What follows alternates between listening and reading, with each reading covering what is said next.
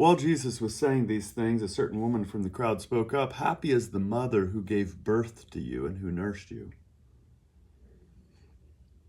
But he said, "Happy rather are those who listen, who hear God's word and put it into practice." When the crowds grew, Jesus said, "This generation is an evil generation. It looks for a sign, but no sign will be given to it except Jonah's sign. Just as Jonah became a sign to the people of Nineveh, so the human one will be a sign to the people of this generation.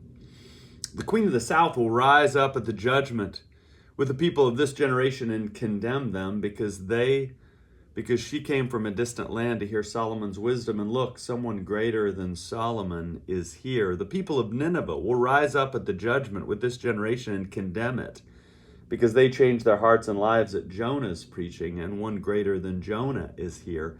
People don't light a lamp and then put it in a closet or under a basket, and rather they place the lamp on top of a lampstand so that those who enter can see the light. Your eye is the lamp of your body. When your eye is healthy, your whole body is full of light, but when your eye is bad, your whole body is full of darkness. Therefore, see to it that the light in you isn't darkness. If your whole body is full of light with no part darkened, then it will be as full of light as when a lamp shines brightly on you. While Jesus was speaking, a Pharisee invited him to share a meal with him. After Jesus entered the Pharisee's house, he took his place at the table.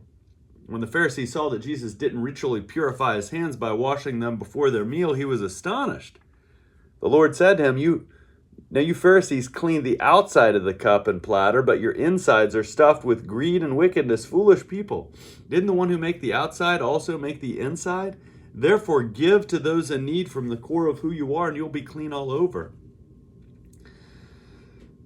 Now, how terrible for you Pharisees. You give a tenth of your mint, rue, and garden herbs of all kinds while neglecting justice and love for God. These you ought to have done without neglecting the others. How terrible for you Pharisees. You love the most prominent seats in the synagogues and respectful greetings in the marketplaces. How terrible for you. You're like unmarked graves, and people walk on them without recognizing it. One of the legal experts responded, "Teacher, when you say these things, you're insulting us too." Jesus said, "How terrible for you legal experts too. You load people down with impossible burdens and you refuse to lift a single finger to help them. How terrible for you. You built memorials to the prophets whom your ancestors killed. In this way you testify that you approve of your ancestors' deeds. They killed the prophets and you build memorials. Therefore God's wisdom has said, I will send prophets and apostles to them, and they will harass and kill